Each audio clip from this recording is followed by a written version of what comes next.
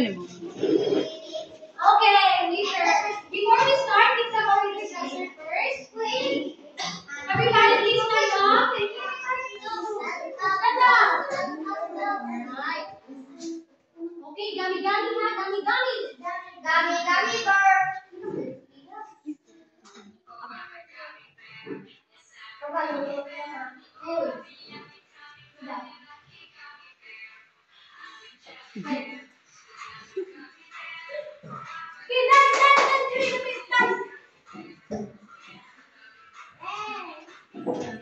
Ang sada mo sa'yo, tagaan ako upuan. Price niya.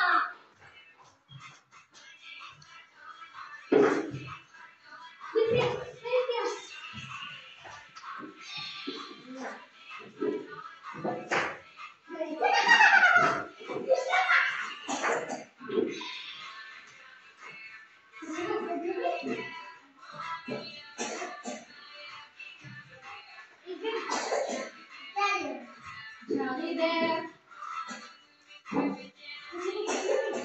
Hey, Johnny. Papa, bibili lang yan. Hey,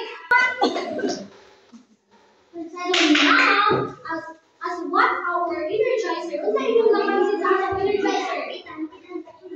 Gummy, gummy. Gummy bear. So what do you think is our topic for this morning? Personal hygiene. Wow, how did you know that? Nowadays na po one day. Alright, so personal hygiene. So what's sa kami yung ginabuhay na gawin natin na tayo ng kata? Mag-pray. Ikaw ate, mag-pray. Di ba pagka? Ikaw ate, hindi ko pagpagkata. Mag-pray sa Ginoo. Very good. Unsa pa dyan? Ikaw ate, unsa yung ginagawa? Before mag-add to school, unsa yung ginagawa? Ikaw ate, unsa yung ginagawa mo sa school?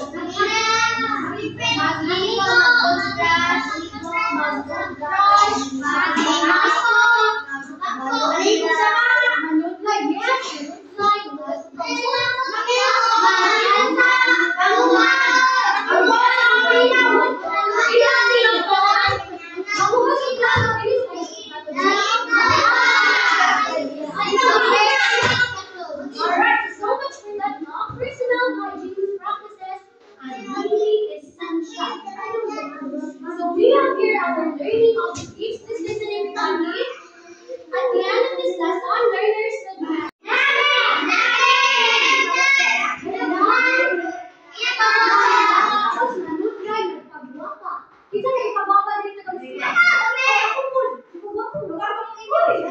okay, so next.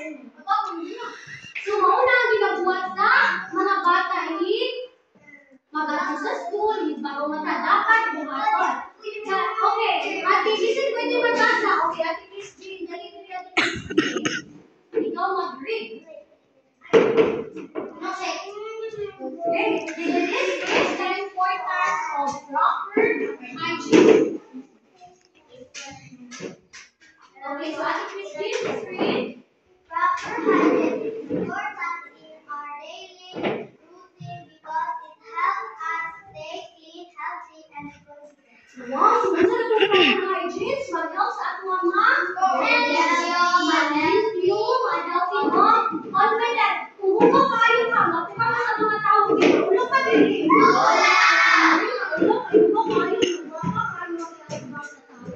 Alright, so the next slide. Good versus bad hygiene. So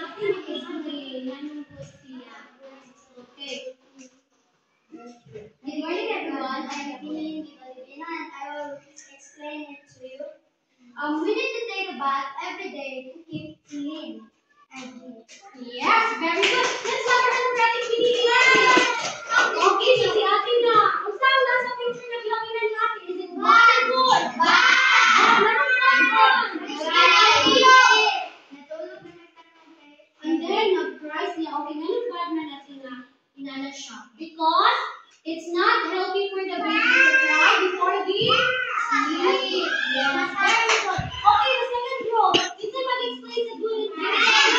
Ikaw kuya. Alin kuya? Hoy, samahan siya! Kita, samahan na siya na! Saan ko kuya sa good, mo? O, dali. Narapan ikaw! Alin na kuya sa gilid ng mga inamang may cry ka na. Wala! Network! Dali ka kuya. Dali ko lang ito. Sige, si Ate Jeanine. Puntahan natin, Jeanine. Okay, Jeanine. Punta na sa picture na natin, Jeanine. What? Di ba po nag-cry ka? Ano ba yung guard na ni Kumato? Ano hindi mo siya cry? Because there was a yes, nakadaot sa mata. Very good. That's it. Kuya na na, kuya. Ang saan na sa picture ni Kuya? Very good.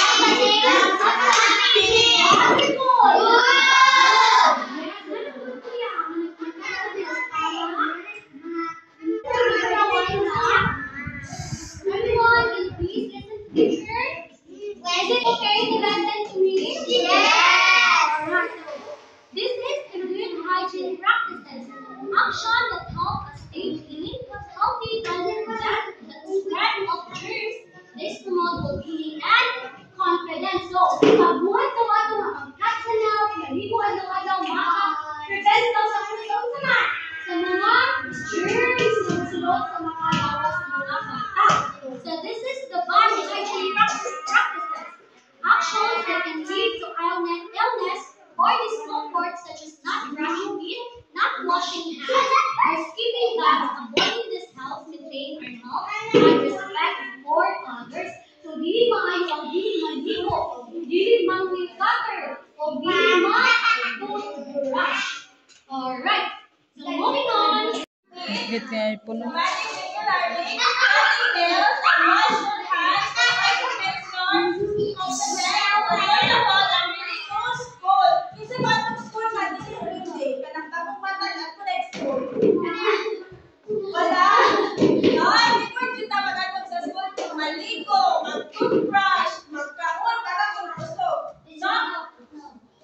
Then you learn sa activity, mag-rotate. Mag-act mo.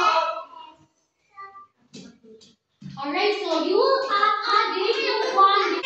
Group 1. Ito mo, mag-practice mo kung sa inyo aking mag-rotate. Ha? Ready? Group one. Group 1. Kasi group one, mag-first